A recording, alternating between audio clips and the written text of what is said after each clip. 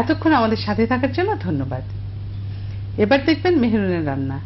এই গরমে আপনাদের কথা মনে করে আজকে আমি তৈরি করে দেখাচ্ছি স্নোবল। রান্না শুরু করার আগে দেখে নেব এই রান্নার উপকরণগুলি। স্নোবল তৈরি করতে উপকরণ লাগবে ডিম 2টি, দুধ 1 লিটার, চিনি আধা কাপ, কর্নফ্লাওয়ার 1.5 টেবিল চামচ, ভ্যানিলা এসেন্স 4 ফোঁটা, পেস্তা বাদাম কুচি 1 টেবিল চামচ। উপকরণ দেখা হয়ে গেল, চলুন দেখি কিভাবে মেহেরুন স্নোবল তৈরি করছে। স্নোবল তৈরি করার জন্য প্রথমে আমি ডিমের সাদা অংশ আর কুসুম আলাদা করে নিব। এখন দুটো ডিম আমি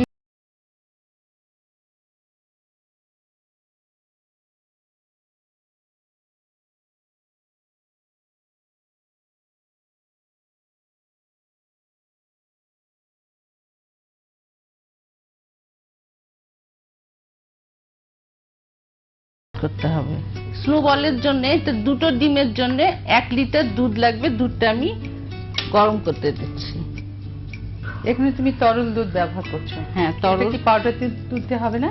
পাউডার দুধটা পানিতে গুলে নিতে হবে পরিমাণ মতো, মানে তরল লাগবে স্নোবল তৈরি করতে। ডিমের সাদা অংশ বিট করে নিতে হবে, এটা ফোম তৈরি করে নিতে হবে। এখানে 1 চা চামচ মতো কর্নফ্লাওয়ার একটু একটু করে দিতে হবে।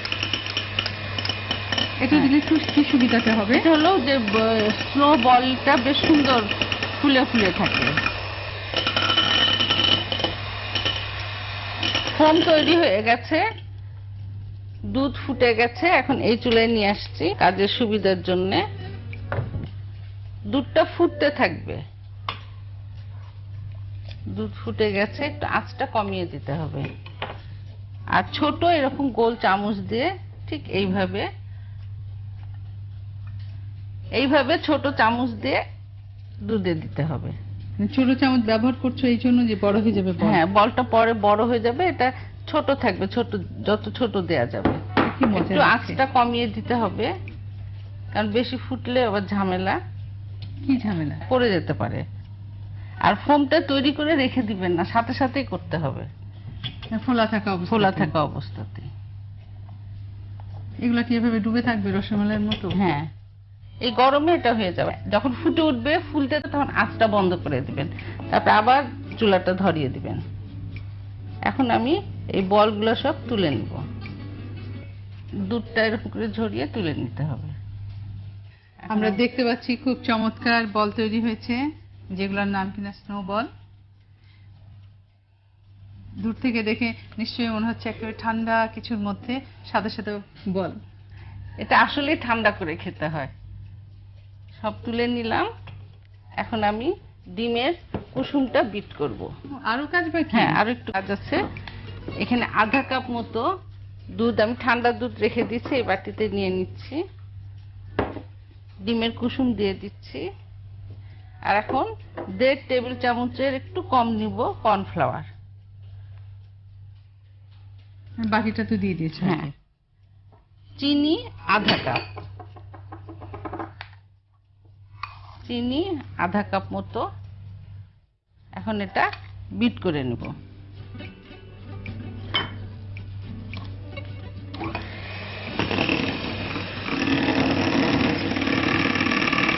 বিট করা হয়ে গেল।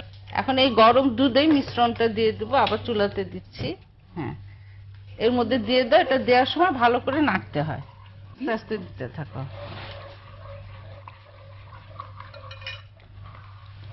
এখন ভ্যানিলা দিয়ে দাও, 3-4 ফোঁটা ভ্যানিলা দিয়ে দিবেন। ঠিক আছে। হ্যাঁ, এটা ফুটে উঠলে পেস্তা বাদাম কুচিটা দিয়ে দিতে হবে। পেস্তা বাদাম দিয়ে দাও।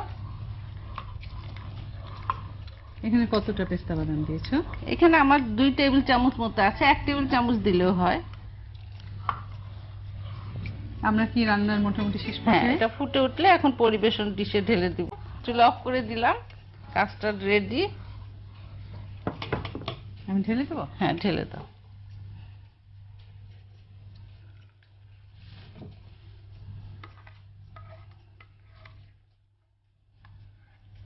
এখন এই বলগুলি এর উপরে আস্তে আস্তে করে এইভাবে দিয়ে দিতে হবে।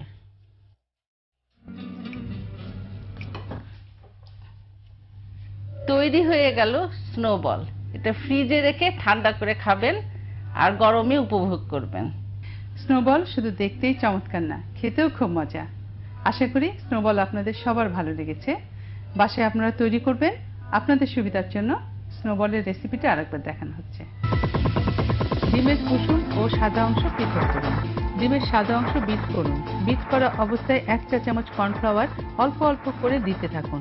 এভাবে ফোম তৈরি করুন। দুধ চুলায় ফুটতে দিন। ফুটন্ত দুধে ছোট গোল চামচ দিয়ে ডিমের ফোম দিতে থাকুন। দেখবেন চমৎকার ছোট ছোট সাদা বল তৈরি হচ্ছে।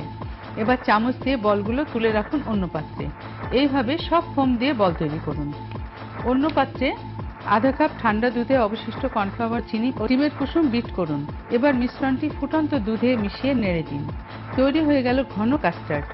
এবার পেস্তা বাদাম কুচি দিয়ে পরিবেশন ডিশে ঢেলে উপরে বলগুলি দিয়ে দিন। ফ্রিজে রেখে ঠান্ডা অবস্থায় পরিবেশন করুন মজাদার ডেজার্ট স্নোবল।